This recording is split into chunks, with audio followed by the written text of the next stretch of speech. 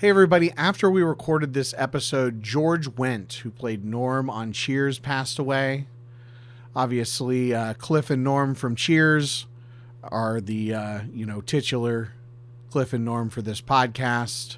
Sort of inspired Matt and I to have these conversations. Just wanted to acknowledge that since we don't mention it in the episode. Anyway, enjoy us talking about Andor for 90 minutes.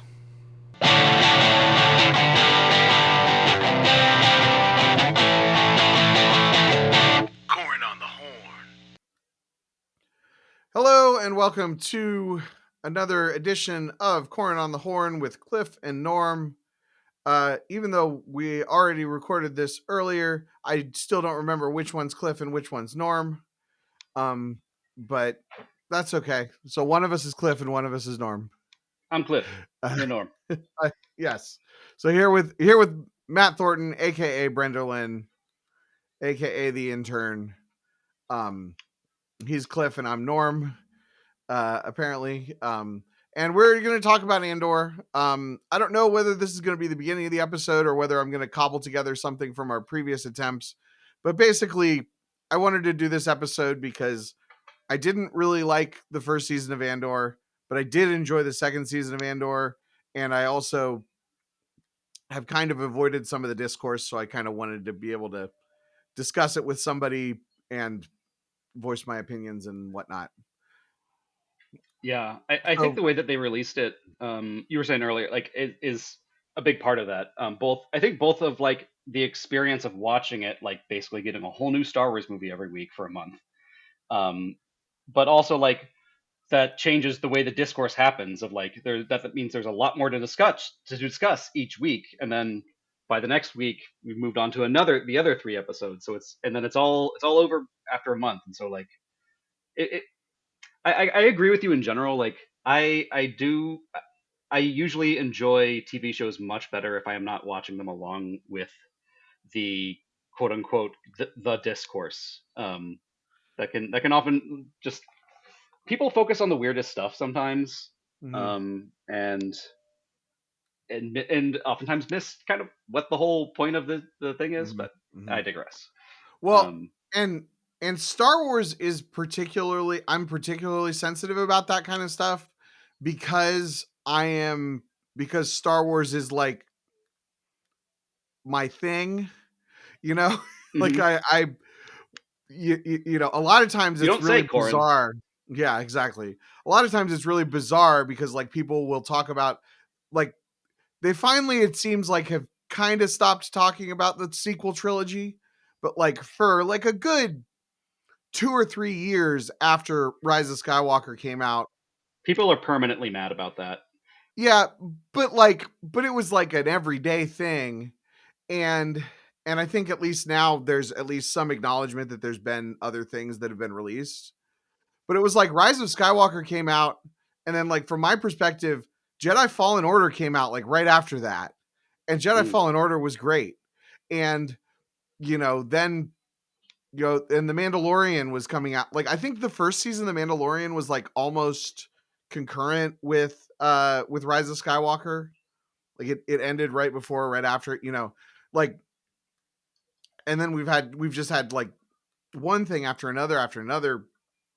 Star Wars Visions, Tales of the Jedi, all the and then like novels and comics, and I mean the Star Wars and the CCG, and it's like I was done talking about that 3 years ago. Why is this still a thing? And but so like a lot of times, people are still. I heard somebody say that Andor is proof that you can have a good Star Wars prequel because because of course a lot of prequels are bad, including The Phantom Menace. And it's like, really? You had to bring up The Phantom Menace being a bad movie? Like, there's certain people that are permanently mad about that too. I just had a conversation recently about that, and we were talking about Star Wars, and I can't remember what I said. Something about like, I think I just like casually mentioned the prequels existing, and this person was like, "Oh, you mean the absolute worst thing ever to be associated with?" I can't remember exactly what they said, but just like Yeah, yeah, yeah. very intense and very quick and like immediate, like not like Uh-huh. instinctual. And I was Uh-huh. like, all right, yeah. I mean, it's been a while. Like that used to be very common. Like I feel like that used to be the standard response, Oh especially yeah, yeah, yeah. online, about the prequels, and sort of that just has faded.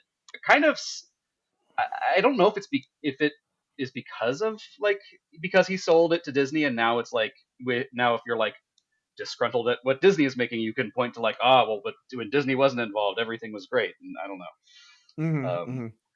I think It's I think it's because whatever Star Wars, just like whatever Star Wars you see when you're like 8 to 12 years old is like the best Star Wars you've ever seen. I think whatever Star Wars you see between the age of 20 and 25 is the worst Star Wars you've ever seen. yeah, I think that's probably fair. And then as you get older, you kind of calm down. Like that's and those ages aren't exact. For me, I think it was a little younger, but like Yeah, but I yeah, totally. my I will tell you my like and it was a short period, but like the the Star Wars that was like not my Star Wars was, and I don't necessarily agree with myself, but was those original Battlefront games and Knights of the Old Republic, and especially the Old Republic, the RPG. Like people got really into that and it just like didn't resonate with me. And I was like, Oh, interesting. and so so it was very like that was my, you know, Disney Star Wars or whatever.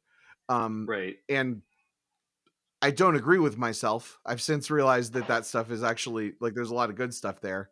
But I definitely you have that little I think it's like cuz when you're at a certain age like you have that like gatekeeping instinct, Totally. and it's like you see the new fans and you're like, "Oh, they're not the real fans. They just play video games or they just watch the movies or you know, they didn't Yeah. they didn't read the junior novelization of the Phantom Menace when they were 10 years old. They don't know about the pod race that Anakin was in before the Boonta Eve pod race that was in a picture book.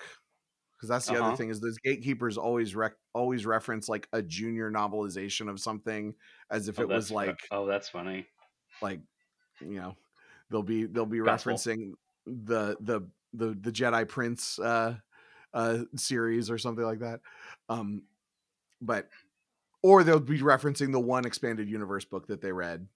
You know, usually Heir to the Empire. But sometimes it's like some random one. It's like Dark Saber. But anyway, Oh God, we don't need to talk but about that's Dark me Saber. gatekeeping the gatekeepers. Who gatekeeps the gatekeepers? But anyway, Who's but more Andor. gatekeepy? The Yeah, Andor. Well, let's talk about some shitty rebels and some not shitty rebels. Um, so yeah, I wanted to make this because I didn't like the first season. I liked the second season. So I loved that. Yeah, I loved the first arc with where Andor's crashed on the planet and there's the two factions of the rebels. Because one thing that I think that Andor does well is demonstrate how many people in the galaxy are idiots. Like kind of both sides. There are a lot of people who are very wrong about who are very wrong-headed and do things that are not only not in the best interest of the galaxy, but not even in their own best interest. Um, Right.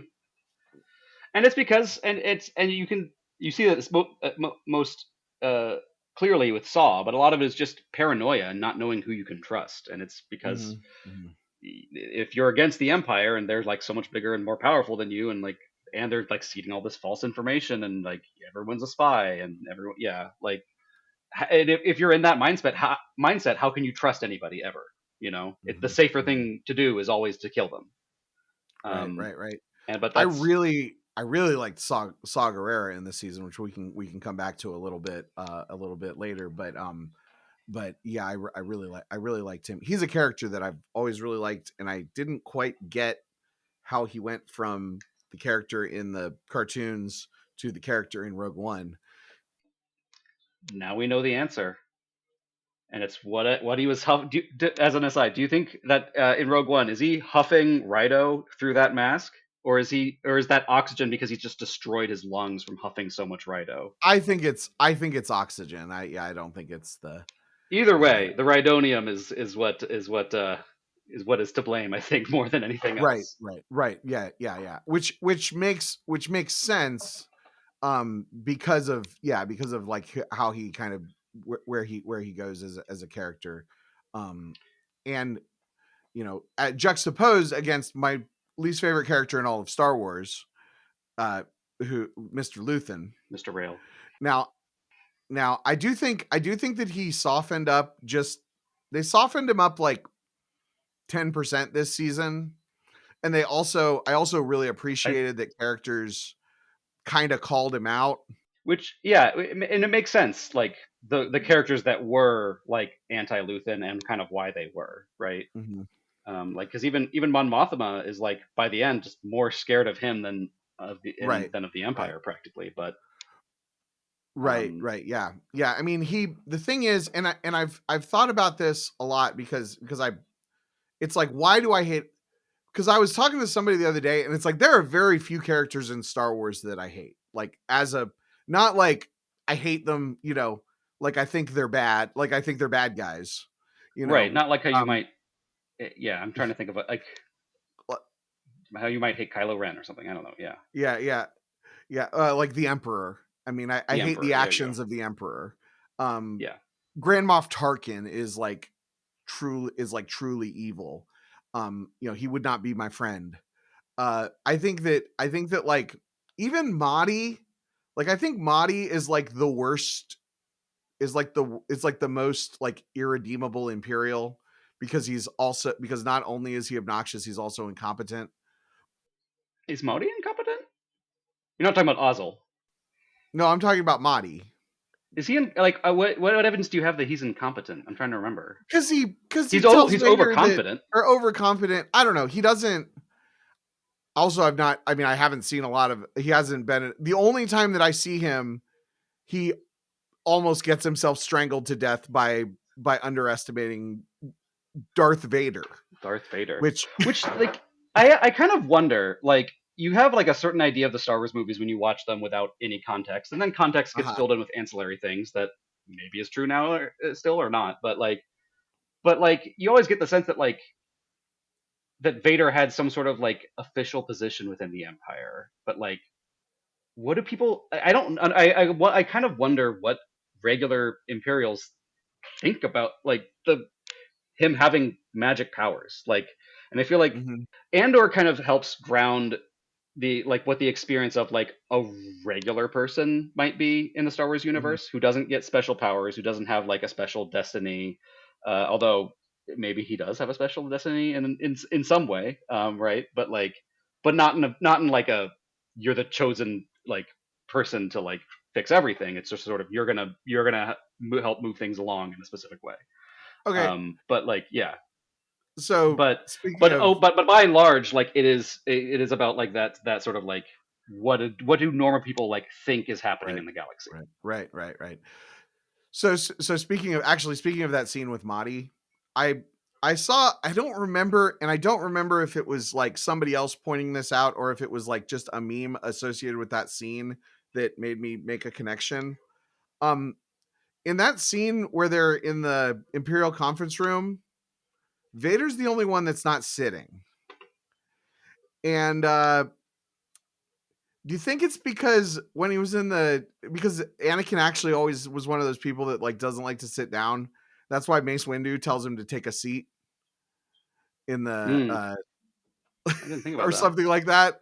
Like there's some connection between Mace Windu telling him to take a seat and then when he's in the Imperial Council thing, he does not sit down.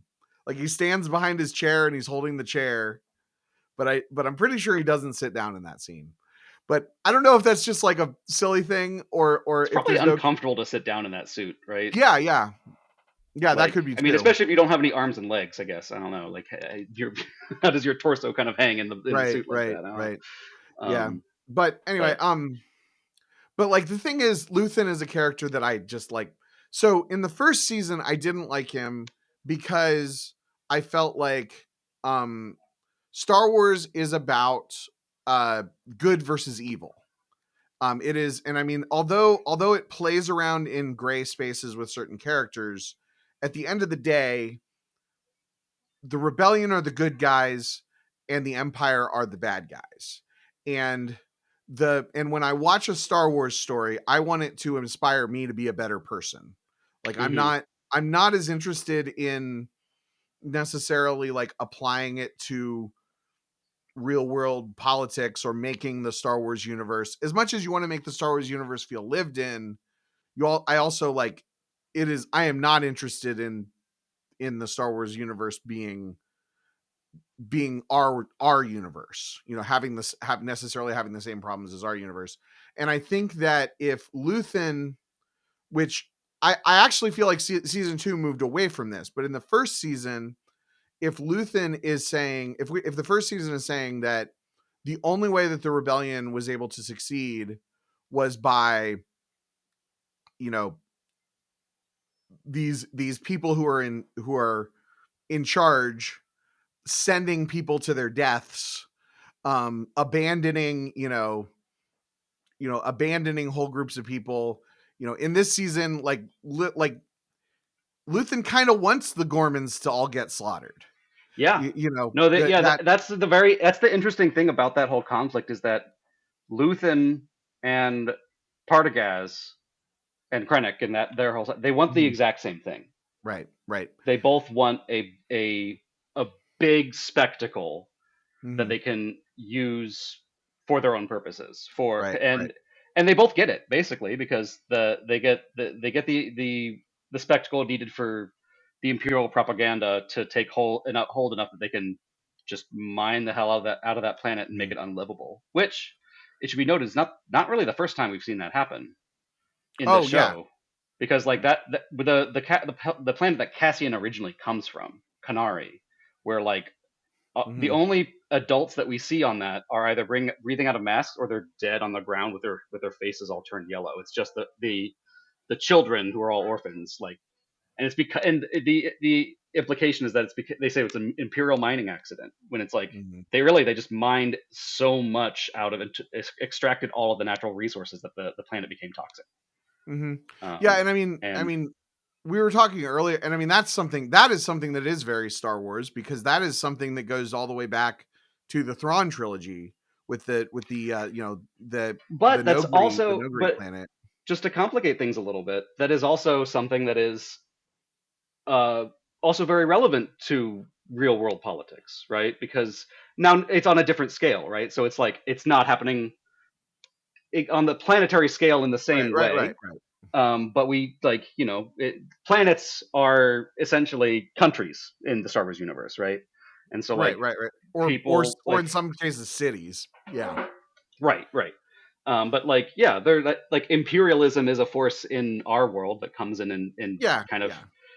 extracts natural resources to be put somewhere to use somewhere else, and at the expense of the people who live there.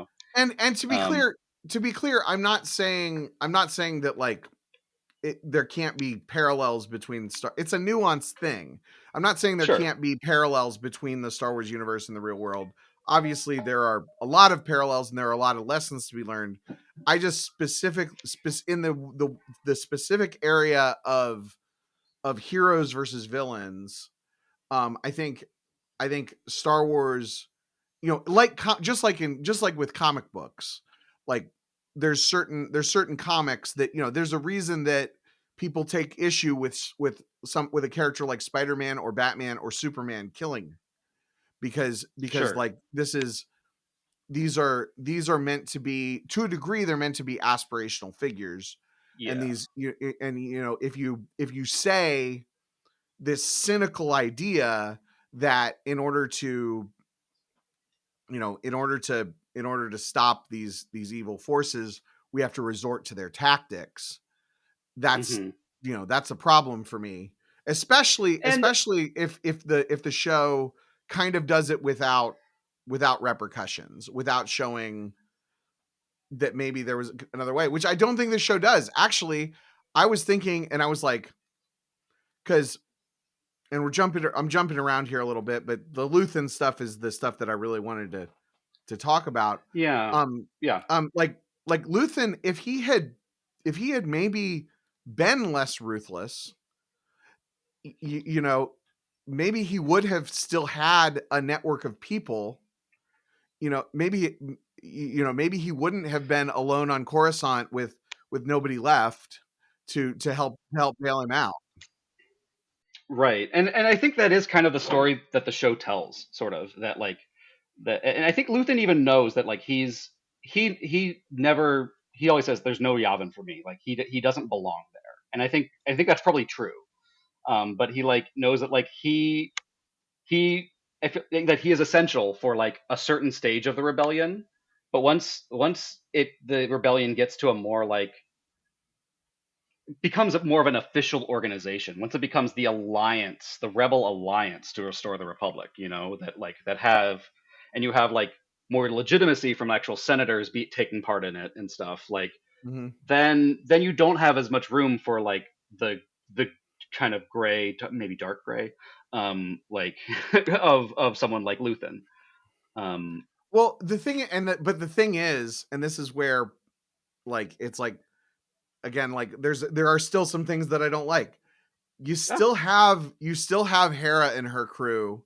You still have Bail Organa, Bail Organa and and a number of other factions on Yavin had nothing to do with uh with Luthen. I mean Mon Mothma did, and maybe you know, maybe there are elements, but I was even But, well, thinking. he's also a supplier. Like, I think that's the other thing, is that the behind the scenes of this is, like, they got, not the behind the scenes of, like, in our world, but the behind the scenes of the rebellion is that, Right, like, right, they right. got all this money from Aldani, and, like, they use that to get things, and, like, get, like, to, like, move it around to other rebel cells. So it's like, and that's sort of the point at the end of the show, is that, like, Cassian's saying, like, you guys built this place, or you at least helped build this place, Mhm. and you should at least get to see, like, what the kind of contribution you had. And it's like, yeah, it's very interesting. I feel like it's the kind of thing I would like to see explained a little more, because my wife was asking me, and I didn't have a really great answer of, like, why is there so much animosity between,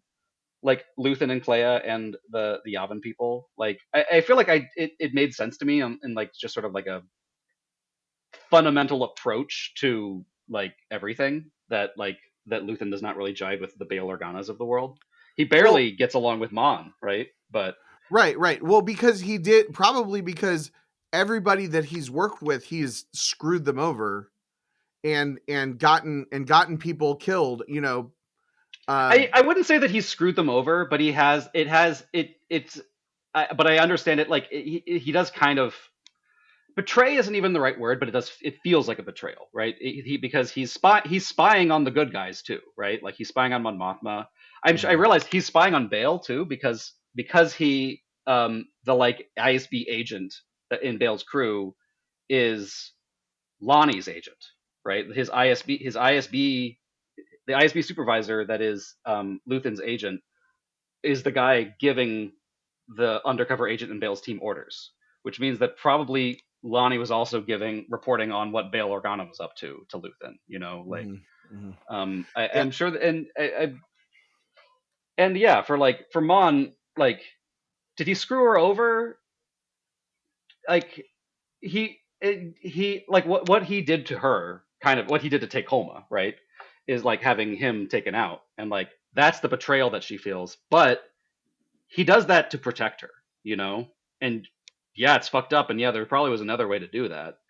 But, like, everything gets complicated when it's, like, someone you trust today, like, that, to, like, get tortured and not give anything up.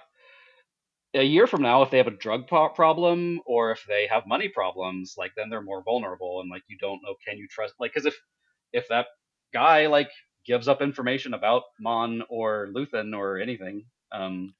No, he didn't know Luthen, so he didn't have, the only thing he had was Mon. He made Mon right. vulnerable. But Well, and with Mon, I mean, I honestly felt like I kind of, the Mon stuff in the first season was like some of the stuff that really bothered me the most. I felt like it was pretty good character assassination of her, to have her kind of, uh you know give throw give her put her daughter into a loveless marriage, and yeah, in order in yeah, order to weasel out of her taking responsibility for this, moving the money around and everything. And Yeah, or uh not and taking I, responsibility, but like getting caught funding a terrorist cell, basically. right, right. But yeah, Yeah, I mean, I just, yeah. And also, and it's also like, this is a work of fiction. You just don't have to tell that story. Like, you don't have to make that a thing. yeah, You can, you can, but if the but without writers that, can, the writers what like can yeah, go ahead. the writers can make a thing that's less cynical happen, to say that than to say that people had to give it. And there was just this theme in the first season of characters in power kind of sending other people to, or like using other people. And I mean, to a lesser extent in this season, like kind of using other people, as opposed to the Star Wars should be about self-sacrifice, I feel like, not about not Yeah, about using people up. And it's just, I don't know. And I think yeah, that's, and but I think I that's think the way why, that you at saw least that's yeah, why I there's think the way that you return. saw the characters react to Luthen by the end of the show is like that Star Wars kind of agrees with you, you know, like Mhm. that's not really what the play like what uh is what the good guys are about now. Like, and I think like even the show kind of shows that in season one. You see like Luthen is coming from this very he's also coming from a very paranoid place where you can't really trust anybody, and he'll take risks like to try to get stuff to try to get to make things work. But like when they go to Ferrex, they're going there to kill Cassian, right? Because he's a liability, because he's seen Right. Luthen's face and he knows too much. But when they're there, he sees a sort of organic rebellion happen when like because of a message from Beyond the Grave from Cassian's mother, right? And just sees like kind of and it's one that comes from like the exact opposite. It's like Luthen is disconnected from everyone and puts up a false front of like who he is, and like the only person who really knows him is Clea, right? Hmm. Hmm. Um, Whereas the rebellion that happens kind of on Ferrex, and it's kind of like the rebellions that we sort of see happen throughout most of the show. Like I would also call like the Narkina, like the Narkina prison breaker rebellion. It comes from like the connections between people and kind of the like community bonds and like people working together to overcome what no one of them could, you know. Now, and it's like Ferrex that that was not actually they didn't win that battle, right? Like I'm sure that like things did not turn out great for Ferrex after that, but the rebellion like in the small R rebellion of Ferrex, like happening there, I think I think that's part of why like it shows Luthen that like this is someone that like not only can you trust but can take you the rest of the way. Hmm. And like and it's showing because it's showing like the power of a different way of doing things. And eventually that's kind Hmm. of what they find on Yavin is like there's a community there of people who are there and open about themselves and like and it's a safe place. I mean, relatively safe. Obviously, it's you know it's only safe because because it's hidden. But that and I thought it was really nice to see Clea, especially after getting kind of like actually the backstory of what her and Luthen's kind of relationship and lives had been like. Um, to get to like kind of experience a little bit of that of community, like maybe Hmm. for the first time ever. Because if she had been she Luthen found her when she was on the run and like as a child, and then they had just been doing this ever since Yeah. with like kind of like a laser focused goal of like and I think that's the other thing that like it knowing that that is what their relationship is kind of puts the rest of Luthen into a different perspective of me, you know, for me because like when he's giving that speech of like I burn my life for like for somebody else. I can't remember exactly what it is, but you know, I burn my life for the sunrise that I know I'll never see. Like he's doing all of this. He's like I'm being a bad person to make it so that someone else can have a life where they don't have to live under the empire. And it's like it's not a specific person. It's that little girl that he found when he was an imperial soldier, presumably sweeping out throughout rebels or whatever. They were very vague about what exactly his role was or where they were doing, but Except for he doesn't like really protect her. Like, if he is trying to set her up for uh to be the next generation that like what you're saying, like Right. then he should. She's actively part of like taking part in the same things that he's doing, is what you're And saying. he's Yeah. and he fucked her up. I He mean, did. I mean Yeah. she tells Cassian to not go to Wheat Planet and save his family. You Hmm. know, like the only Well, and here's the thing. I think that like what they show from the that like I don't think that you can actually put all of that on Luthen, because what they show from like the flashbacks is actually like, I think in a lot of ways it was Clea the one who was pushing Luthen to be more kind of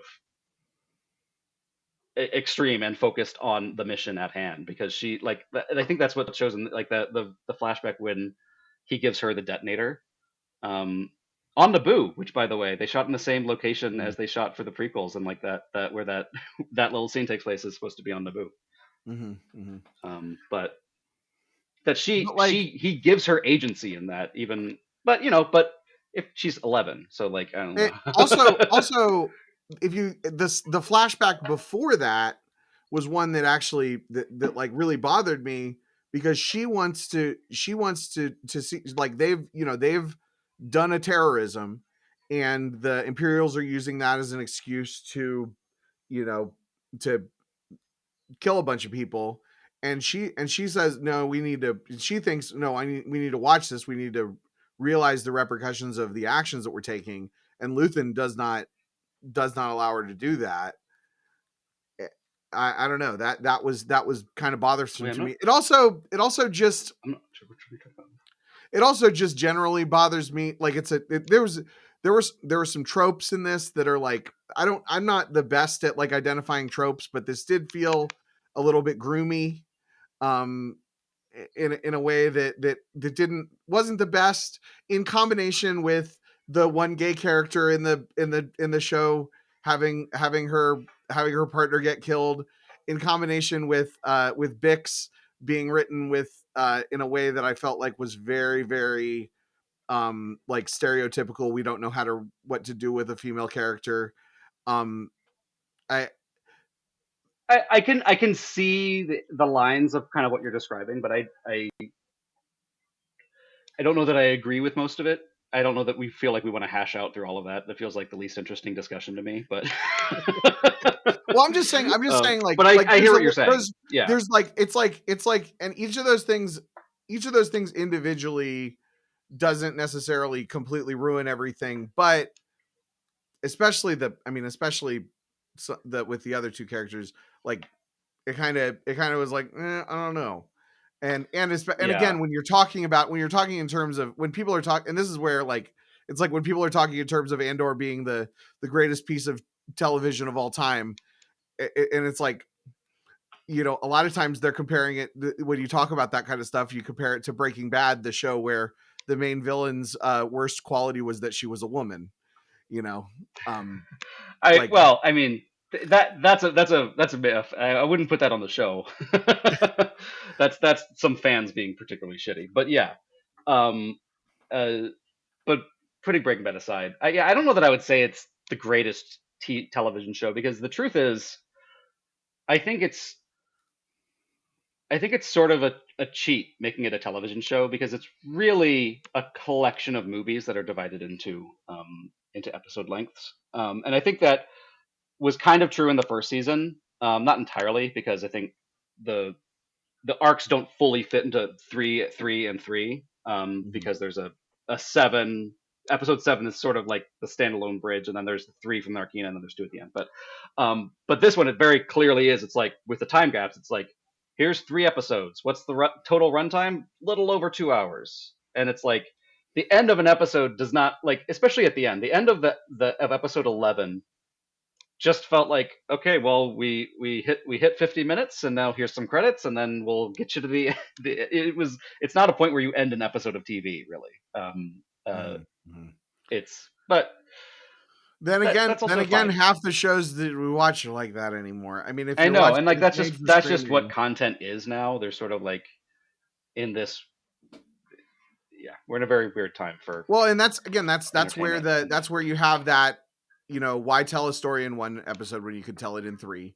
And but I think that the pacing kept up. I think that this season it generally worked. So And I think I've that's had my because say it about had Lucian. it had so much to get through. It had four Mhm. seasons of stuff to like be like, okay, well we'll just hit all of the high points, and they did. So maybe some more of these Netflix shows that are supposed to be that the writer is like, I'm going to make this 5 seasons of content. Actually, they have 5 episodes of content, and they should just do it that way. Um, I would love it.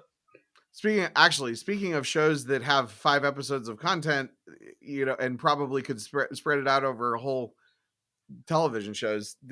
Did you watch Tales of the Underworld? I was wondering if you're going to ask about that. I did.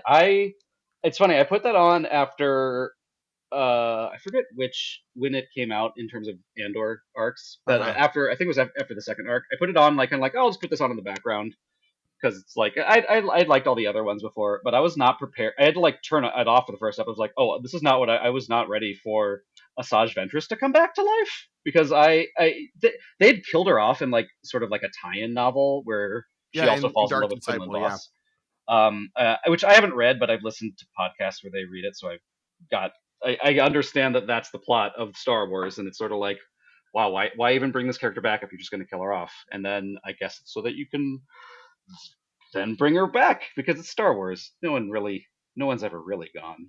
Um, but but I was actually really into it. Like it works because she's a witch, and so like yeah, witches play by different rules than Jedi and Sith, right? Which I really like.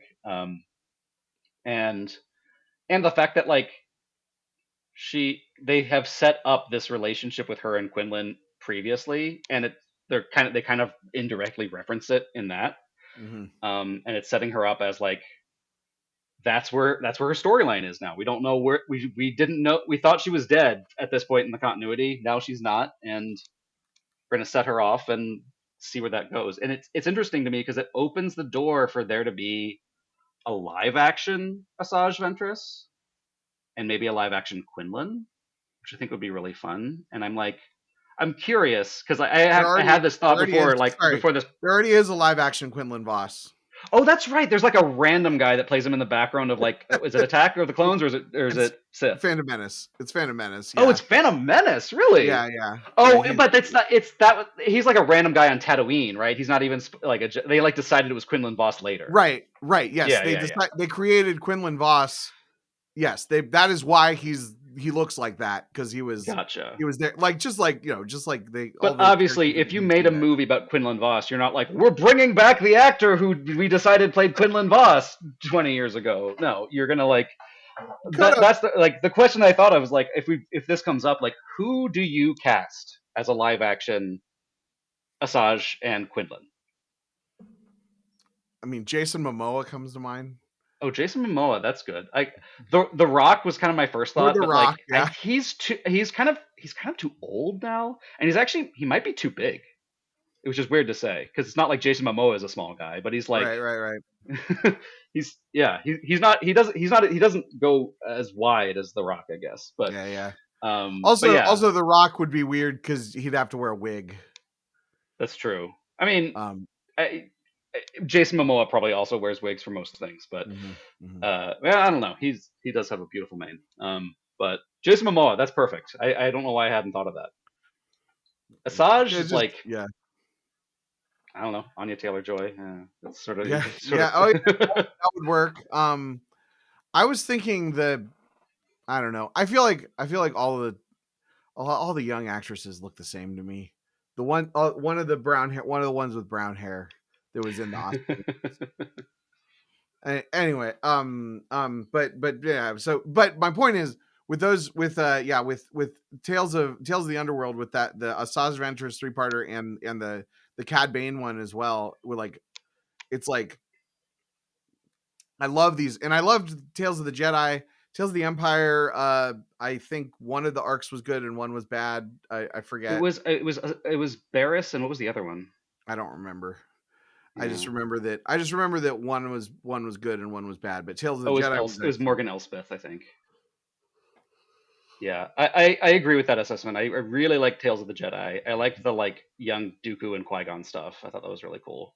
And it doesn't, and to Um, be clear, it doesn't all have to be excellent, but I just think that the doing these like little tales series where it's like Dave Filoni or whoever came up with like these couple of stories, like, and we're just gonna tell this very simple, very straightforward short story. It's only gonna be, basically 2 episodes a year. Like I think that of there's a lot of shows that would really benefit from just making 2 episodes a year. Um, yeah, and and spreading it into 6 episodes a yeah, year. well, if you want to, like, Yeah, yeah. that I could No, take or leave, but, like, I those really I are really special. appreciate how they've evolved the like kind of Lucasfilm animation style. Mm, Especially if you compare it to like early Clone Wars, but even Rebels, like that they've you compare that to like the Tales of the Jedi or Tales or the of the Underworld or even the Bad Batch, which is like mhm, a little closer to that style, but it's still like much more evolved and yeah. looks less like but looks much less like someone playing with rubber toys in front of a camera. Like, Right, right, right, yeah, it's really cool how that's evolved over time. Um, um, but back to Andor. yeah, Um, so we haven't talked at all about Deidre and Cyril. Um, so yeah, Cyril was my Cyril was my least favorite part of season 1. okay. Um, You had and two least favorite parts. No. well, so no, no. So Luthen is my least favorite part the whole of all Star Wars. Gotcha. He's your least favorite Cyril, character. yeah, he's my least favorite character, and he remains my least favorite character in all of Star Wars. Cyril was my least favorite part of season 1, and I don't want to say that I like completely turned the corner on him, but I do think that they made him way less insufferable in season 2, and like kind of his big picture arc was interesting. My only Yeah, issue my only issue is that, like, it's like, really, you didn't see that what you were doing was kind of bad at some point? Like, it's like that. What is that Mitchell and Webb sketch? Have you ever seen the one of like the two Nazi soldiers oh, who are like, yeah. Hans, I just we have skulls on Hans. Are we the baddies? We've got Yeah, skulls on our yeah. helmets. Yeah. Um, but it's yeah. Well, I have it's interesting like how knowing where a character ends up kind of recontextualizes the rest of their story. Because like watching season one, I had a certain view of who Cyril was, and it was that he's this pathetic guy who like is in love with the Empire, and he's like this proto-fascist who doesn't know what he's getting into, and it's like that's sort of still true. He's still a pretty pathetic character, but I think he's like just realizing that he he is not an inherently like evil person. You know, like he's someone who Right, like right. if he was alive 20 years earlier and like the exact same guy, he would and it was the Republic in charge instead of the Empire. Well, I guess 20 years that's a wrong point, just because it would just be the Empire shortly after. But you know what I mean. If he was born at a time when like the the the entity in power was sort of like also on like the side, the light side, I guess, if we're going to talk because Star Wars, right? Um, and not when literally it's secretly controlled by a Sith Lord.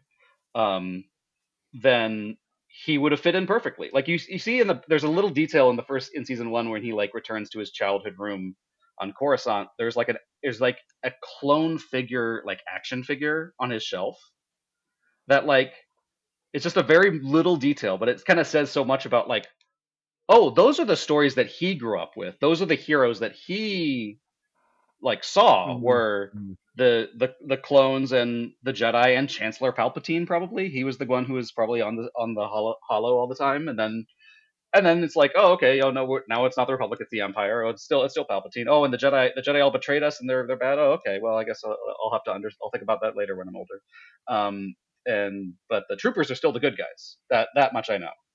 And like, yeah, kind of seeing that like, oh, he's not really a villain. He's an antagonist, that's his role in the story because he's after Mhm, the main mhm, character and whatnot, and he's on the side of the bad guys, but he doesn't realize he's on the side of the bad guys. mhm. And like that's sort of like the tragedy of his character is that he just doesn't realize it until it's way too late and he helped them get Yeah, everything that they wanted. yeah, it's just I don't know. I mean, I understand that like there was that like that little subplot of like, oh, he can never know what we're really up to here or whatever. But he definitely seemed like a shocked Pikachu when like he probably should have like he seems like he seemed like I mean he's annoying, but he's at least kind of smart. And I feel like you'd have to be real dumb to and really have and I mean I guess he's just drank the Kool-Aid to be like, "Oh no, we I were think that's just what it is that I was he just just trying to find outside agitators." Like, yeah, he thinks that his job is he's there doing what he's doing to prevent a massacre. mhm. And so it does not enter his mind that maybe what I'm doing is to provide information and cover so that the massacre can be as big as possible. Yeah, it just And it's sort just sort of of like that's just something that would not enter his mind because like that doesn't fit with the value system of because how he yeah, understands the world. yeah. He would have to completely change everything about his personality in order for that to be true. And most people don't want to do that, right? And that's why so many political discussions with family members can be very frustrating because like in order to get them to agree that with anything that you're saying, they have to like go against a huge part of their identity, right? Right, That you right, have right. so much invested into this. Yeah. He's the head of the bureau Imperial Bureau of Standards on the planet. Like he has two Mhm. he even apart from like him secretly dating an ISB supervisor who is using him as an information source or whatever. Like even apart from that, he has too much invested in the Empire to like really be Yeah, a rebel.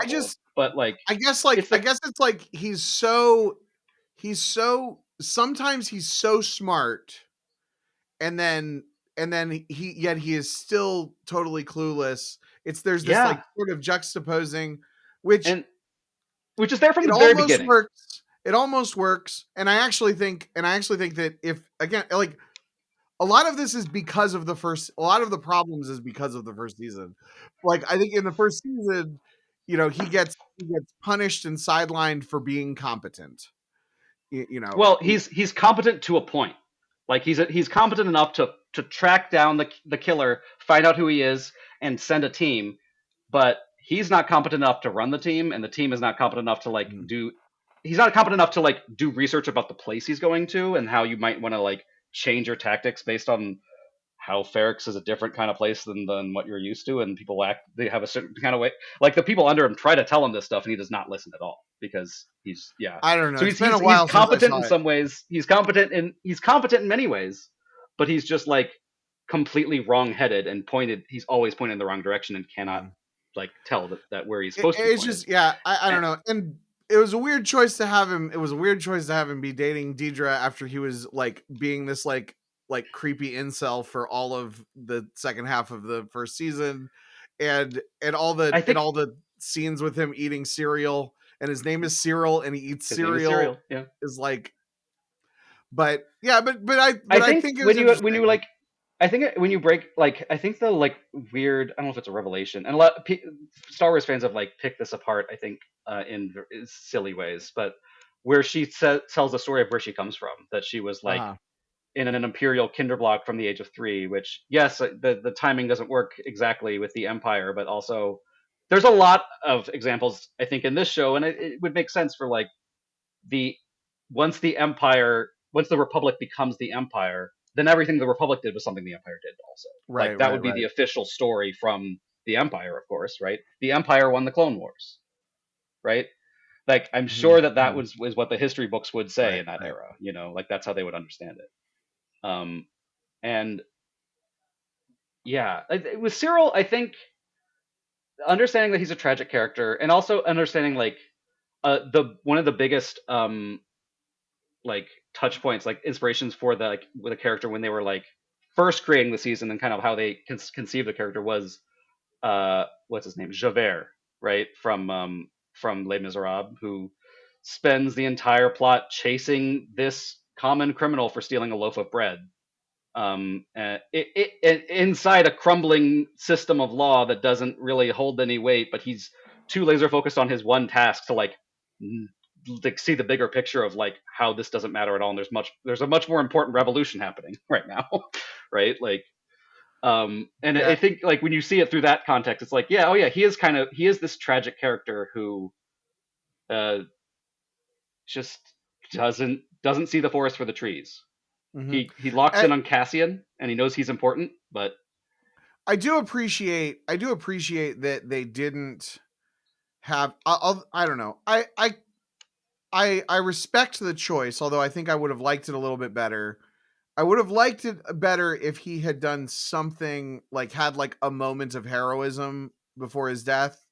But I do think it's an interesting choice the way that they had him like go out like he's like the empire's wrong and da da da da da, but I still want to kill Cassian, and he just right. like Well, because loses he his hasn't had chance to like right. internalize that. Right. He's just had his world completely rocked. He's still in shock. He goes out into a massacre that's happening around him, Mhm. and then I Mhm. see, oh, there's the guy I've been obsessed with for the last 5 years. Right, right, right. And I think he just snaps into like a primal mode that we don't ever see him fight throughout the rest of the series. This is the only time we see him Mhm. have. Mhm. This is the only time Cyril's in really in any sort of action scene. Like in the first arc, he's just kind of cowering the whole time, and like that's kind of where. And then he's on in a desk job the rest of the time. So like Right, right, right. this is the only time he has any sort of action, and it's a brutal fight. He really goes all out because it's like it's just putting everything that he's been like holding in for the last 5 years. And yeah, because that's the tragedy. Is like if he had time to like if he had this realization like 2 months earlier, Right, like right, right. what would have happened, or if he was not like if he didn't have that connection with Dedra, and he was just an Mhm. informant for the ISB around this, and like became a double eight and like became was a double agent. Like you could see a version where he like then goes native to so to speak, and like becomes a triple agent, or like I could Right, see a right. version where he becomes like an actual rebel, and that was my dark horse prediction for the beginning from the beginning of the season, as I could see like how there's the pieces are there for him to like flip, Right, right, right. but for both him and Dedra, like they what's so like sad and pathetic about them is like they are both so starved for human attention and affection because Dedra comes from no family, from her parents was the Empire, like, and so that's the Mhm. only Mhm. cold comfort that she's had, and that's where she goes back to at the end is basically the adult version of the Kinderblock, right? Right, Um, right, right. and for Cyril, his motherly affection is in the form of Edie Karn, who is I don't know what your feeling is about her as a character. If it was like nails on chalkboard to you, or just like I it was beautifully cringy to me. I always enjoyed her being on screen. I don't even think of her as a character. I think of her as like an extension of Cyril and an extension of like the parts of him that I'm not a big fan of. and that's But I and that's liked that really what I'm they talking about. She is where he comes from, right? And yeah. she is narcissistic and like always cutting him down, always passive aggressive, and like he can't wait to get away from her. But I like um, that they sort of sidelined her in this season. You know, yeah, she's in that one she's in the one scene that's like I don't know. I go back and forth anytime the show tries to be funny. Like I think there's some stuff that it's basically if I'm liking the show that at that yeah, moment, then I think it's then I'm like on board with the humor. And if I'm hmm frustrated with the show, then like the humor totally doesn't work for me. Like the kangaroo court in season 1 just totally like felt like obnoxious, like completely tonally wrong and everything. And yeah, when I was watching the first arc with the rebels infighting, and obviously that's supposed to be played for comedy, I was like, this is just barely working for me. but I can see how if I was in a different mood, it would really not be working for me. Right. Um, And yeah, there and were I plenty of people think, that it didn't work for, but yeah, yeah, I'm glad yeah. you're on our side this time, Kendall. Well, I'm actually like really in the middle with it because it's like I as opposed to, which is very I'll different take from it. where I was I'll at with the take it. first season because like I would not mind if this season, if future Star Wars creators take this season of Andor as inspiration. I think that you could have. There's another world, and this is also part of my frustration with the first season, where they take the they're like, okay, well, the movies that people like are Empire Strikes Back, Revenge of the Sith, Rogue One, and they like Andor. Obviously, the only good Star Wars is Dark Star Wars. So we're gonna make the most, just the most grim, dark, cynical. We're gonna make the boys, but in Star Wars. We're gonna Which, like, make I could see the argument that that's what Andor is, but I don't think that's really it's what Andor not, is at the end it's of the day, not, right? but it's just like with it's just like when the movie Logan came out, and it's like so much of the discourse was like, oh, finally we have a hard R comic book movie. And so it's like I was like, Logan was pretty good. Again, not my favorite comic book movie, but if what you take out of it is that people liked a bunch of violence and a bunch of darkness and everything, that's how we get Deadpool. Uh huh. And And then you have him. Yeah. yeah, Are you not a fan exactly. of And I Deadpool? I'm not. Like, just in Uh general, it's not a character that you like at all. so I have no skin in the game. I've only yeah, seen the yeah. movies and stuff. So I was a fan of Deadpool in what would that have been? In 2009. Where when he kind of took off in the comics. Gotcha. And in 2010 I was tired of him. Got it. Because the whole his whole thing is being like a fast talking meta dude, Right, right? right. Like, He's sort of halfway in between Spider-Man and Wolverine. Um, I, right. I would I would say, but like more meta, and he breaks the fourth wall and everything. I also would say that comic Deadpool, and I even like after I saw Deadpool and Wolverine, I like went back and read a bunch of Deadpool comics because I was like, there's no way I actually hate Deadpool this much. But I comic Deadpool in a 6-issue arc will maybe break the fourth wall 2 or 3 times. In Whereas in I, Deadpool and Wolverine, it feels like there basically isn't a fourth wall. Like, right, they, exactly, they exactly. just a It's like gaping that's the hole. only thing, and so there's a good Deadpool story mixes the humor and but generally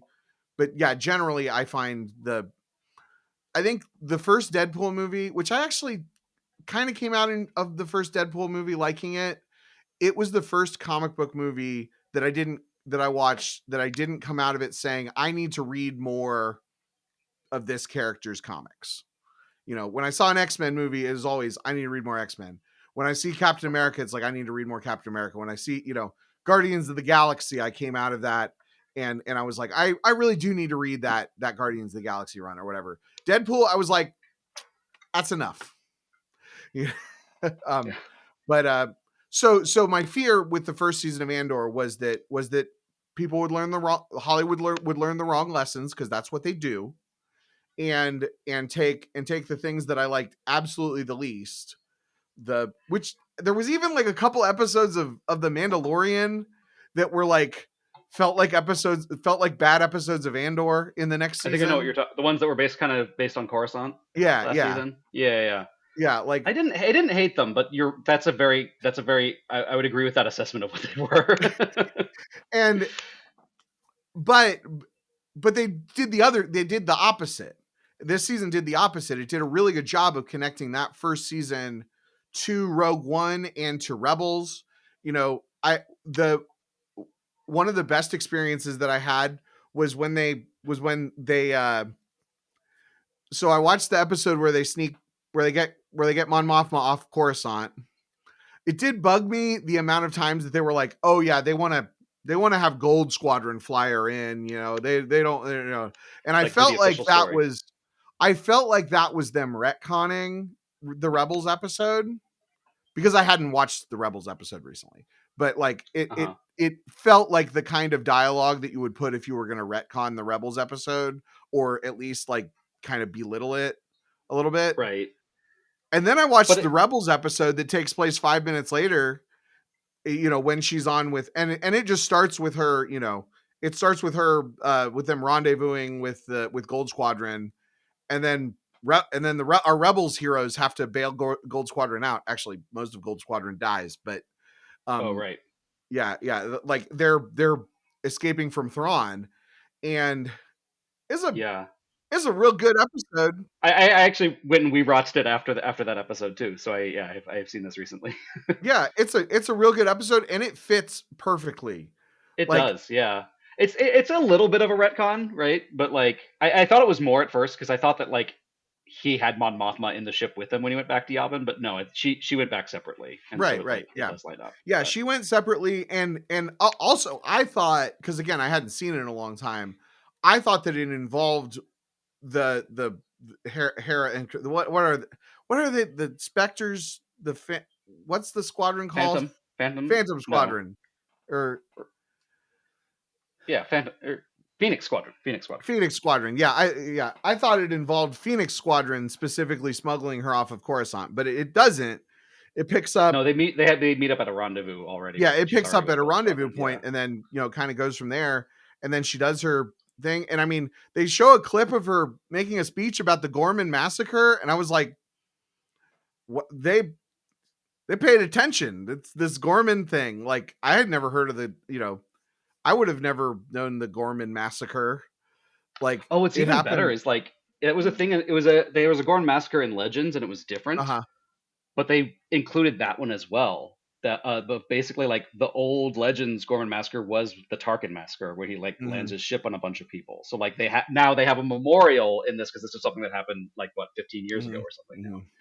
now. But it's a And cool then thing because, like, I know stuff about Star Wars, and that was not something that I knew. And then we see it come up, in these various yeah, pieces. That's a really good attention to detail. It's the kind of stuff that I like to see. I mean I'm pretty sure that was a directive that they gave Tony Gilroy of like here's like that's the big box on your to do list of like Hmm. what's the Gorman massacre? Because we know, I think from that episode of Rebels, we know that like the Gorman massacre is a thing that happened that is like the last straw for Mon Mothma, and it's what makes her leave the Senate. But beyond Well, that and the name, we didn't really know what it was, and so like it was sort of like tell us what that is. that's um, and I mean that's a good thing. That's a reason. That's a reason for the show to exist. yeah, and what I really appreciate about what Andor did, and this is something that they I think they did in both seasons, is digging into like a place and like really kind of finding what's unique about that culture uh, of of of Aldani and Ferrix and Gorman. Like I feel like all three of those planets are like just very well realized cultures that are built around something specific in Star Wars. And it's like, okay, I can see how you have a planet of scrappers. What would their culture be like? What's important to them? How do they form community and what are the rituals that make them up? Gorman is a planet that's entirely like focused on textiles and Twilleries, which is a great word that they made up for this show. Um, and what was the other one I was saying? Oh, Eldani, I guess is the other would be the other one that's like sort of more broadly drawn, but still very specific in a way Which that which one I is appreciate. Aldani? That's the planet that they're on when they do the heist with the Eye of Aldani. Oh, okay. So like you don't really meet characters that are Aldani. You Mhm. kind of you see them and like you watch them like coming up. You get a sense for what the culture is like, but not it's not the same level of detail that you would get that you get through that See, series. But I think. that's the kind of thing I would like. I would like to see like a show that's just about some planet that we don't maybe we've heard of, but we don't really have well defined, Mhm. and kind of like really building out what is that planet like? How did they live through the rebellion? And Mhm. like that's I would love if that's sort of like a how where they take. So Star Wars shows I in the think future. Gorman I came around on. I definitely came around on Gorman. I felt like Ferrix felt like a very generic sci-fi planet. Like it felt like a a planet that they would visit on Star Trek. Um and then Aldani felt like it didn't not it felt like level 4 of a Star Wars video game.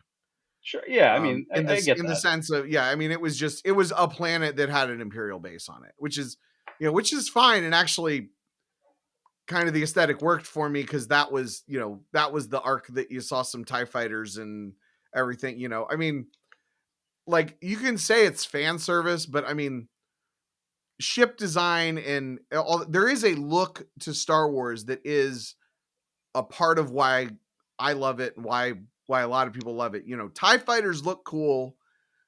Uh the Naboo starfighter, the X-wing, the, you know, the various types of walkers, you know, you know, the things, you know, there's uh man, I can't even, what's the guy's And don't name? and my T16 back home. Right. Yeah. Yeah. What's Something that we freaking haven't ever actually seen, but now that I think about it. who's oh my gosh. Who's the guy that did all the drawings? Macquarie, In Macquarie, yeah, Ralph General Macquarie, yeah. Macquarie. Yeah, Ralph Macquarie, like those really, you know, those really unique designs that everything was kind of built off of is is part of, like, it's not just, to me it's not just fan service. It's not just, oh yeah, remember that's a that looks like the thing from the other ship or from the other movie. It makes me feel like I am in that world. It's an Hmm. extension of that world, you know, just like when you see just like when you see you know, a movie that takes place in the early 2000s, and you know, you can tell by the, and they have flip phones and they have cars from whatever, and they have the, and they have the computers with the AOL instant messenger on it or whatever, like connecting to that real time and that real place. You know, I think that Star Wars vehicle designs and building designs and things, you know, that's actually where a lot of the sequel trilogy, at least The Force Awakens, kind of didn't connect with, because a lot of the, I mean, there was stuff that was like literally just like X-wings, but like stuff like Maz's castle, the aliens in Maz's castle don't, there's something, you know, it doesn't feel like Star Wars, and so I think that I that's see. an important element. I kind of agree and disagree because it's like, yeah, there is a certain sort of like design aesthetic, um, but different parts of the galaxy will have different Uh-huh. aesthetics, right? And it's like the problem, because I kind of feel like the sequel trilogy hewed too much to what the designs of the original trilogy.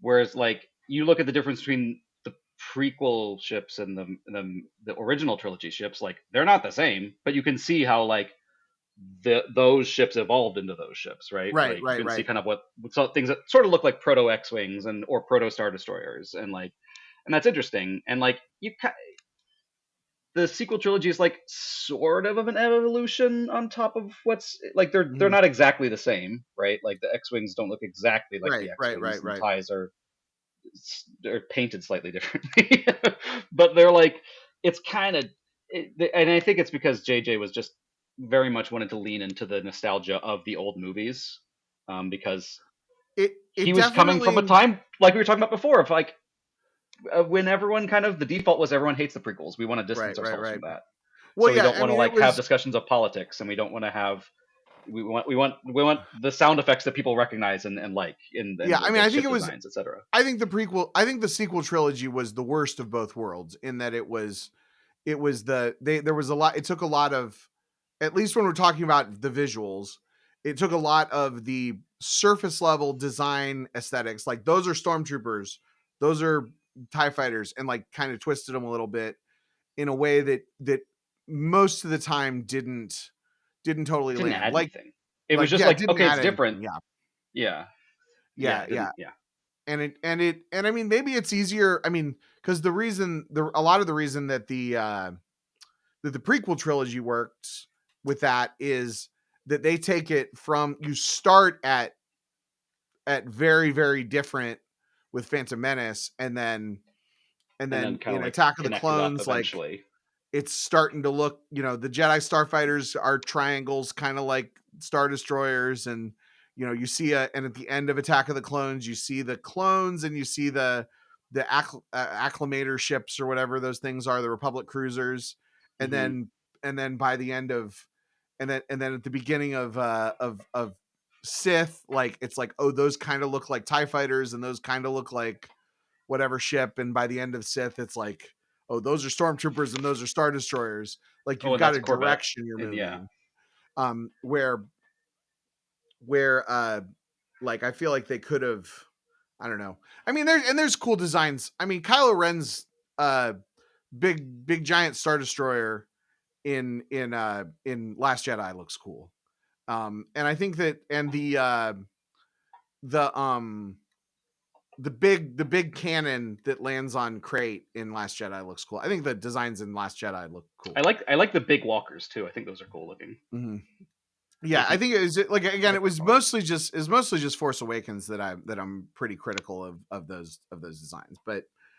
But that's so what have we not talked about? So we talked a little bit about Deidre. Um I think she's kind of an interesting character. Um I don't necessarily think that she is the most well-written woman in all of television, like Reddit was saying. Um Sure. Yeah. I think she's an interesting character. She's a great antagonist. Um, and the end of the show, it was also very kind of fun to see her on the back foot, where like because she's kind of, except for kind of the end of last season on Ferrix, like we don't really have a moment where Dedra is sort of like out of control, and where someone is like in power over her, really. Like she's always gets the upper hand, and that's sort of like, oh, she's just in too deep. I like that thing of how like what gets her in trouble is like uh is that she's a scavenger, is that she like can't that she like basically can't get access to all the stuff that she needs to figure out who Axis is or whatever, and like so she just kind of starts getting a little bit of everything, and like it's basically like the it's funny like the I think I don't remember where I saw this, but that like basically the rebels discover the death that the not the Death Star plans, but that the Death Star exists because she was basically on like a signal group text where right, someone was right, right, was right. texting her the war plans. Yeah. I mean, I would say my biggest thing with her, and what I think is important, the important takeaway for the character, for the larger sort of themes of Star Wars, is that the Empire punishes her for being competent. That It's the they ISB don't is punish her kind of for being screwing each other competent, but over. they punish her in spite of her doing like by and large doing the right the not the right thing, but doing a good job the entire time, Mhm. and like she continues to help after she is like in prison, or not in Right, prison, but right. in like in custody, because she like her old assistant comes and helps, and she tells him like, oh, you should check for this or the pulse code, or like, and like she continues to help them, like, and in real ways, but just sort of like they need someone to blame, Right, and right. Yeah, yeah, yeah. everyone else is dead. Yeah, they need a scapegoat. Yeah, they certainly need a scapegoat. I think Well, the and so go ahead. but when I say that, like, what gets her into trouble, you said she's a scavenger, but what gets her into trouble That's is what she that calls herself. Yeah, she goes above and beyond. She wasn't supposed to still be investigating Cassian, and trying to find Axis and all this stuff. right. That was no longer on her plate. The character, who weirdly I thought that they called him Piet throughout the whole show. So Oh, I here. thought, yeah, yes, Yeah, yes, yeah. I misheard his name, so I thought he was Admiral Piet the whole show. Oh, that would have been incredible. Actually, it kind of would have worked. It would have lined up. Sure. Uh, and Um, uh, and then nope. he gets killed. Then it gets riddled with holes. Yeah. Yeah, so I was like, oh, maybe it was a different Piet. Yeah, yeah. But she goes above and beyond, and it gets her into trouble. But also, she gets taken off of the assignment that she, found, and she gets sucked into this, the Gorman thing that she doesn't want, uh, and But she doesn't really and have a choice but she doesn't because really have a choice. She just, but she's too and they can tell that she's competent. Like they're smart enough to know that she's a freaking tactical genius, but they still scapegoat her and throw her into a cell. And it's like that's for why the trying to do Empire too much. loses. Yeah, That's why the yeah, Empire yeah. loses because Because they're not they're able more to take. they're all well. It's because they're also like it's kind of what I was saying before. How like in the Rebel Alliance, you see, especially at Yavin, like everyone is like there's a community and people are connected and people are like kind of open. And in the Empire, everything's so impersonal. Everyone's cut off from each other. Like even the way they shoot it is like in on Gorman is uh like Dedra is in a hermetically sealed room talking to Partagaz, who's also in a hermetically sealed room, and like everyone is isolated, everyone is on their own, and which means that your successes are your own, and your failures are your own, and like if they decide they need to focus on one or the other, they'll focus on what they need to, and if it's Well, failures, then your successes are your own, except unless somebody else can take credit for it. oh right, yeah, that's true. Yeah, no, that's true And because that's what happens to Krennic, right? Is that he spends 10 years building this Death Star, and then Tarkin's like, "Cool, thanks." Yep, I mean, that's the thing, and that's again, that's where Luthen is wrong because how many of those people that he threw away could have been assets? I mean, honestly, Yeah, like one of the things that it seems like I haven't heard people get too mad about is, and granted, again, I thought this happened in the first season, um, but but it didn't because I just didn't remember because I watched this episode oh, once about Lonnie. years ago. But yeah, but Lonnie, he kills Lonnie. There is no And he reason did not for him to need kill to. Lonnie. He did not need to. It was just it's easier to do that, like, and safer to do that. But the Hmm. fact is that like he's about to die anyway. Like, why couldn't he just go to Yavin and go to the safe house also? Like, there's no, yeah, I 100% agree with you. He did not need to do that, but And but it's like but by doing that, then he doesn't have to like that's not a problem he has to right, right, solve anymore, right? Like, right. it's a simpler solution, And but it's like that's why everyone is so critical, hostile to Luthen because he's done shit like that over and over again. And right, also, and it's like, do you Lonnie's not wife owe and kid anything to Lonnie, who has given you like so like everything? Yeah, and Lonnie's wife and kid, I agree with you. there is no attempt to rescue them. Like even if he had to kill Lonnie, they could have, No, you they're know, they stay tucked arranged away. things to. Yeah, but no, they're just there wherever they're hiding, and then nobody comes to rescue them. You Yeah, know, I mean, what would be Lonnie was good. the MVP this season. I feel like every single arc, whether we saw him do it or not, like he Hmm. was making moves and like making things happen.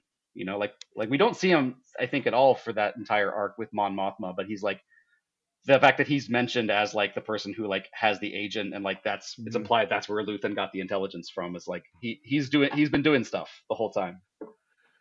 So, Um, and I apologize. I'm terrible with character names.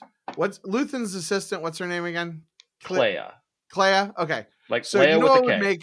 you know what would make Andor fans really mad, but would make me really happy if we had What's that? another show. Make just to make them more mad. Make Dave Filoni be in charge of the show. Um, but we do like a sequel series or something, and Clea goes back to Coruscant to rescue Lonnie's family. Oh, that would be. I mean, that sure that would be cool. I want to. I Regardless of what that is, I really want to know what happens to Clea and Vel and Will, like the characters that we met that were created for this show that Mhm. survive to the end and are like with the rebellion. Like all three of them are on Yavin. Clea is like I sort of presume she'll get come around eventually and like have some role in the rebellion. Maybe not. She could. I could also see like her just like leaving and kind of finding something else to do with her Right, life. right, right. But Maybe she Um, teams up with Asajj Ventress. Maybe, yeah. I mean, I could also see you making a show about that's centered on those characters and kind of like what the next 3 years of their life are is Mhm. like before, like between Yavin and Hoth, basically, Yeah, yeah. and kind of tell the story of the rebellion through their eyes. Because I think you could tell that story without having too many cameos or CG Mhm. characters of like of Harrison Ford or like Yeah, yeah, or Mark Hamill, like because I really hate the Mandalorian CG Luke that they do, and I like it was yeah. so refreshing to see like them just be like, oh, we Jimmy Smith is available, like okay, we'll just recast. All right, this guy's Bale now? Cool. Man, Like I you could just was do that. I was so worried about him because Bail Organa has become one of my favorite characters, and Jimmy Smits is like, just sort of here and there done it. I love the way that he was able to, help just he was always able to kind of help just enough and use his resources just enough. Even in this, he's like very carefully citing so section C Oh article. yeah, it's very West Wing, which is like that's what's very ironic about it. Is it's like yeah, he's like oh yeah, someone like I'm gonna hand the he's got a point of order to address. It's like oh well, like, because of this random like Right, procedural thing right, here, right. I'm gonna give the floor to this terrorist leader. Good, there we go. You're And right that like that is very West Wing, and honestly, people have like I don't like pitching ideas for Star Wars shows because mostly my answer is like if a creative has a good idea for a Star Wars show, let them make it, or if or a comic or whatever. Like yeah, the idea should come first, should come before the premise. You know what I mean? Like the idea for the sure, story should come before the premise. That's why I like Tales of the Tales series, because I feel like probably Dave Filoni came up with these ideas for these stories. It wasn't just like okay, I need to think of something else with right, this right. time period or whatever. It's like these are kind of wrapping up, playing with the toys in his toy box. But But your but I have idea, with but all of my that idea caveat, my idea is Star Wars West Wing. yes, starring Bale. Like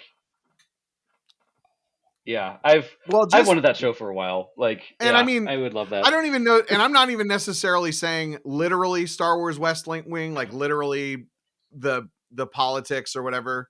But what I love about West Wing is that you have a group of people who are legitimately doing their best to make the world a better place, and they are very competent, and they are fighting people who are oftentimes who either legitimately disagree with them and legitimately believe their stuff, or they're fighting in or they're arguing in bad faith. And Hmm. I really it's such a like an optimistic view of the world. Honestly, I would like for just West Wing. Can we just get another West Wing? Like, it doesn't even need to be Mm. Star Yeah, Wars. I don't even know what that would look like in today's context. I mean, it would just have to be in an alternate universe. I mean, I guess the West Wing technically already is. Right, right. But I mean, the West Wing only works because it was the optimistic '90s. I think. yeah, I think. um, But we should probably wrap up here. I realize yeah, we're yeah, yeah, over an yeah. hour. We've been So going for a while. But yeah, yeah. But I'm trying. Are there any other? I'm trying to think. So the let's see. ending, I think we haven't really talked about like the very ending of the show. The very ending. We haven't talked about K2. I don't know if there's much to say about K2. K2. Actually that was you're talking about the retcon about that turned out to not really be a retcon for Rebels. Actually did retcon apparently. There was a comic that showed the when how Cassian and K2 met Oh that yeah, is now is I guess now Legends. Now it's like yeah. that's what the official story is, because also like they didn't log the flight, so like that Mm, he also got K2 on that, like when he went to in from Gorman, right? So that's also like the official, maybe the comic is what the official story is of how they hmm got K2. hmm I don't know, Yeah, but yeah. Well, I but I I haven't read liked that seeing comic.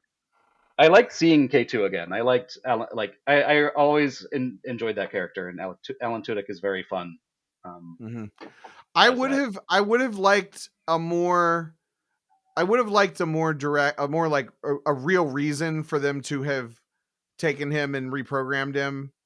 Um, I read that all the things about supposedly there was like a horror movie episode that they had planned that sounded terrible. Yeah, they were gonna have it be like a well, it was gonna be like a ship that like that landed at Yavin that like had a K2 unit inside that was like Mm, killing anyone who tried to go on board or something. Um, that I think they just like couldn't make work in the amount of episodes they had, yeah, which makes sense. yeah. Like, I just yeah, I would have liked, yeah, and also and just like a little bit, maybe a little bit more time with K2 because well, it that's kind of what you know. seemed What like I want? I want a trilogy of movies that just shows us that year of when it's just Cassian, Melshi, and K2 living in that bachelor pad out in the Yavin okay, forest, okay, like yeah, yeah. going on missions. You know, they could because they can all be standalone. Because and Luthen's not in it at all because he says in that episode that the The last last time time that he he heard spoke to him was Luthen yeah, was in the previous arc when he got yeah, Mothma. So like then it's just the it's just the boys. It's just the boys being boys doing shit for the Rebel Alliance. I think that would be fun. yeah. And like because sorry, the sun is like You're right fine. right It's an shining right audio in front of us. podcast. It's fine. Yeah, that's true. Yeah, just the boys kind of just boys being boys on Yavin. Uh, but yeah, I think the way that they structured the season means like if someone wanted to make more that kind of fills in the gaps of what happened in those Yeah, yeah. seasons, maybe they'll make a different show that like is centered on Luthen or Bale or Clea or like a Mothma show that's like shows kind of her perspective on different things. Or yeah, I don't know if Bill. I would like to see a Vel show. A Vel. I mean, I already said this. I'd like to see what happens to Vel, Clea, and Will kind of Hmm. through the rebellion. But Yeah. yeah, is there anything else we didn't cover? Um, I don't. I think we got enough out of it. But yeah, but yeah, just in general, I just want to emphasize that yeah, like if anybody has listened to us for 90 minutes and did like skipped season 2 because you didn't like season 1, and like you know it's it's good. And also, I will also just say, just because somebody doesn't like Andor doesn't mean that they're not media literate. Like there are legitimate criticisms for this show, and I mean, Hmm. But there are I don't also even a know lot what of media illiterate people that are talking about Andor on the internet. on on both sides. That's true. I mean, Yes. Yeah. like yeah, it's just like it's not. I mean, it's not. I don't know. I just because that I don't know what media literate even means, but I've literated a lot of media. I've read a lot of media. I've seen a lot of media. I took literature classes in school. Like I'm I'm not I'm not an English major, but like I know about themes, and also like it's not necessarily the job of the viewer if something, I mean, if a message doesn't come across to a viewer, that's not necessarily the viewer's fault. You know, No, and there I don't are think that Andor is really a message anything. It's just, but that, I know you mean. You're not even talking about like message like in a preachy way. Just sort of like if something's not being communicated, that if doesn't something necessarily. if something doesn't resonate, you know, if you see if you watch the show, if you watch this show, I mean, like in the first season where there were all those scenes where the camera was just sitting on Mon Mothma for 5 minutes with her eyes doing different things, and that didn't do it for you. That doesn't mean you're not media literate. It means that you just didn't, you know, it didn't resonate with you, and that's fine. Um, and yeah, also yeah, and also if you like the show, that doesn't necessarily mean you're media literate. In fact, I would say there's a lot of this show falls into a lot of the same traps as a lot of other shows that are streaming shows that people like, and that you know, I as somebody who has been, you know, as somebody who binged the first season of House of Cards, like you know, I've been watching these shows since they came out, and you know, they're not all the best. Sure, they're not sending their best. Yeah, Uh, no, they're not sending the best. Oh, and I had one other thing. Oh, this is my big chip on the shoulder thing. So I'm seeing a lot of people, and this is the media. This is the Andor fans being not media literate. I'm gonna just to end this on a negative note. of me shouting out. This is Yeah, we've had this is too my much last positivity in this my podcast so last my far. last little bit of soapbox is so many people watch Andor and they're like, "Oh man, Andor completely changes the way that I see Rogue One or it adds so much context to A New Hope." And not even a month ago, people watched Revenge of the Sith and they were like, it's so hard to isolate Revenge of the Sith and not put it in the context of the all the Clone Wars and everything else that's come out since then. And I'm like, well, you that's the point of Star Wars is that everything is in context, adds context to all the other things, and you're not supposed to watch this stuff in a vacuum. This stuff isn't supposed to Mm. exist in a vacuum. And then people were like, no, it's a if I have to watch cartoons or read books or whatever for this movie to be good, then it's a bad movie. And it's like, I mean, sure, but that's not like, yeah. I mean, I think both things can be true. Like, cause yeah, I think it seems like most people that I've talked to watched when they finished the finished Andor, then just went and watched Rogue One right again. And it does recontextualize some things, and it does like it adds more just kind of, yeah, context for mhm, mostly in a mhm, character sense, but also in sort of a universe sense. I think like it sort of spells out some things that were sort of like hinted at in the original movie that like were then not really followed up on in mhm. subsequent movies.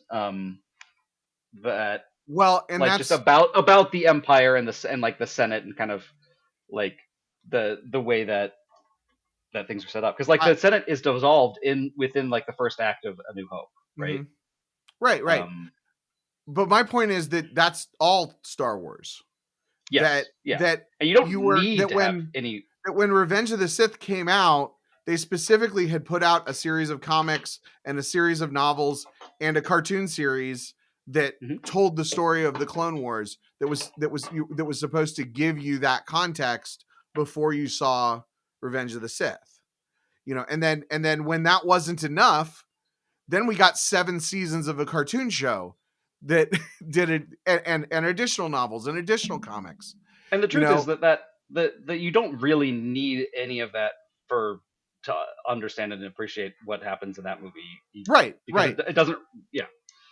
And the same is true of Rogue One. It doesn't like it doesn't turn Rogue One from a bad movie into a good movie, right? Like it just sort of like I would say it adds a level of appreciation. And Right, there's right, stuff right. that's like that are very intentional callbacks, like the shot, not the final shot, but kind of the reverse shot of Bix and the child, like in the wheat, kind of looking out at the clouds, is like almost an exact match for Cassian and Jin on the beach with the mushroom cloud in the background, like Mhm, and mhm. composition wise. And I think that has to be intentional. That it's like that's sort of like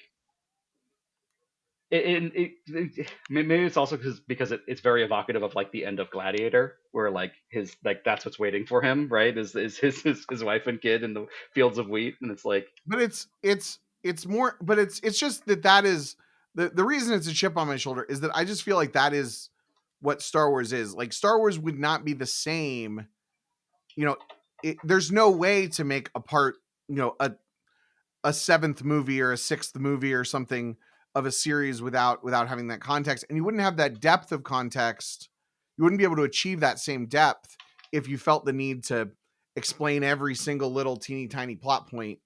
And I think that I do definitely think that people yeah, need that every single you're teeny right. That tiny is what plot Star point Wars is explained. that you put stuff in, and if you don't explain it in the thing itself, because there's going to be something else that explains it later on, Hmm. Hmm. and yeah. Yeah, it's So I'm just sure I'll like, be able to find out what happens to Vel and Clea and Will right, eventually. right. Oh, totally. Yeah. Even if they don't make that show, they probably won't. I'll probably get a comic or a book or something that I can I read. mean, we're already getting a novel based off of the Acolyte, Oh and that yeah, was I saw just that. just just canceled. I think it's a prequel novel, but it focuses on some of the characters that people wanted to see more of in that. And I mean, that's what Star Wars is. It's all about getting this patchwork of this epic story.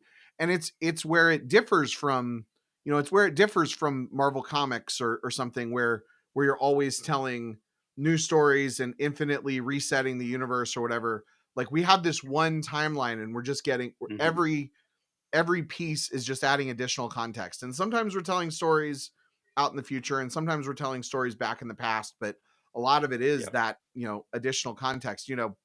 I would love to see at this point. I really, really want to see more interquels amongst the post Battle of Yavin, pre Battle of Endor. Since we've seen so many of these stories with the non-main rebels, give Yeah. us those stories in between.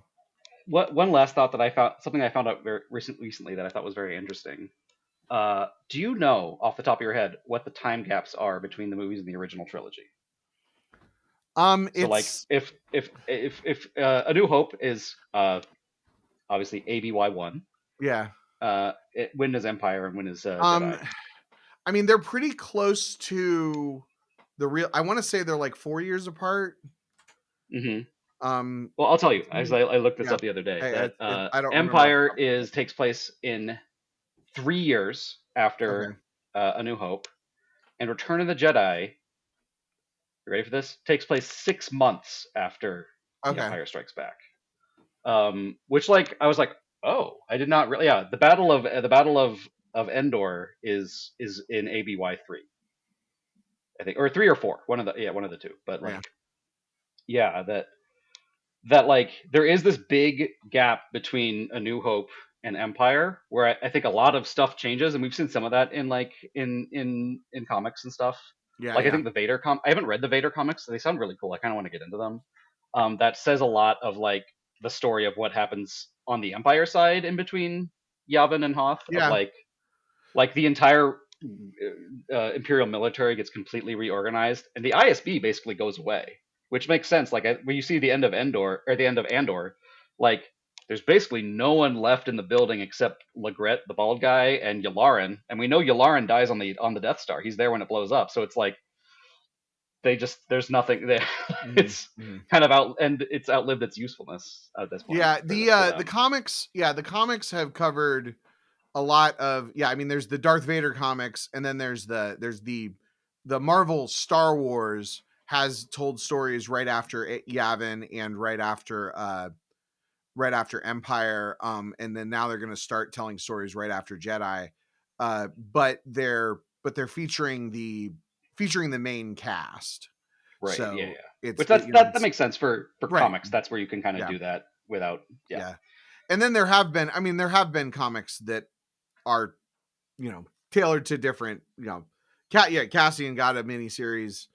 Right. Right. DJ has a one shot. There's a young Han Solo one. Yeah. Yeah, There's yeah.